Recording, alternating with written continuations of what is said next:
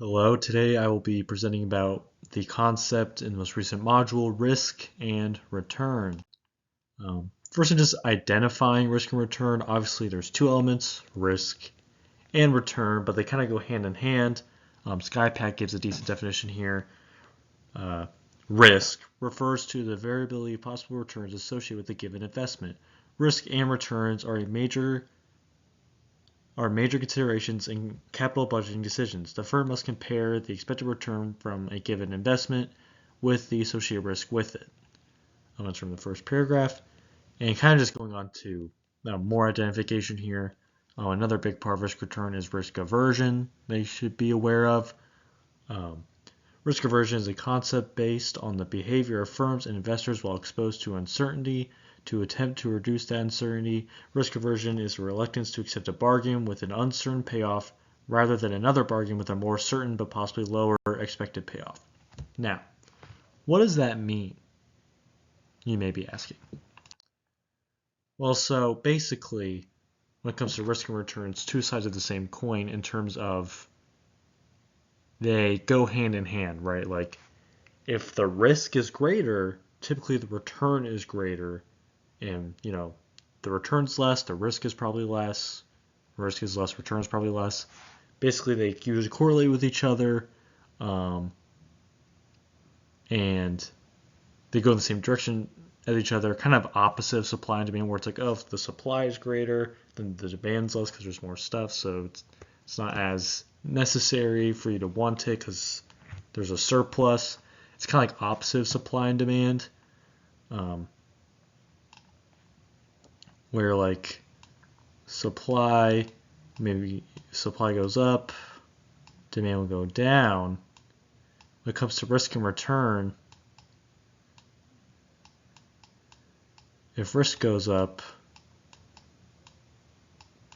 return also goes up. So you kind of see the difference there in terms of these two financial concepts.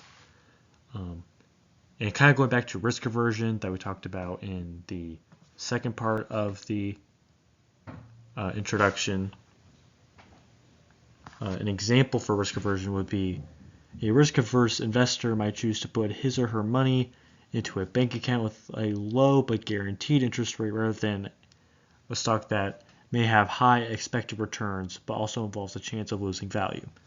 So basically what that means is some people are risk averse, which means that they will favor lower risk options, whereas some people that aren't risk averse will be like more, wheeling and dealing, ready to take a big gamble and just put it all in so they can get more out of it. Whereas some people are just want to play it safe, averse to risk. A lot of businesses are risk averse. They kind of more just passive. You kind of see this a lot in many businesses. I think one interesting example will be in sports, in terms of how teams build rosters, like the NFL, for instance. One team like the Los Angeles Rams is kind of famous for trading away a bunch of assets, trading away a bunch of draft picks to take big swings, to invest a lot into a big time player, because the return might be, oh, you might win a Super Bowl, but if it doesn't work out, you invested so much into it, so there's a lot to lose. Versus some teams are just more slow and steady, trust the process kind of behavior. So that's kind of an example of a team that might not be risk averse versus risk averse, and kind of what that means. So how do you apply this? Well, obviously we just gave examples, but in general, understanding risk and return as a concept is honestly a part of decision making in any aspect of your life. Obviously financial is a big one, but understanding the potential value of the risk and return, like basically, is it worth it?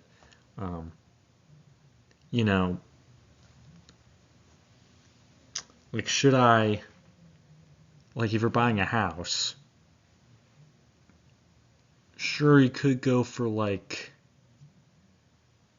a more expensive house that might have problems, but you don't check it out beforehand. It's like, oh, the house is probably fine. It's like be a risky situation, but it might work out because you got a really nice house. Versus maybe investing a little bit more to gain like inspectors and stuff to check it out. So sure, you lose some money, but it's more of a safe decision. So that's just one thing kind of imply of like, is it worth it? Is the risk worth the return? Is that like a 1-to-1 ratio? Like what's the ratio of the risk to return? You're looking at different investment opportunities. Like, is the return worth the risk? A lot of times. And another thing we can apply is diversification. This is kind of a way to be risk averse and to just be more safe. Like many people that invest in stock market will have many different stocks or maybe all low yield, but because they have so many that even if one fails, they might have another one that succeeds. So then they kind of bounce each other out because they're so diversified that like you almost can't fail because like the odds of them all failing are pretty low. So you just need a couple of them to work out.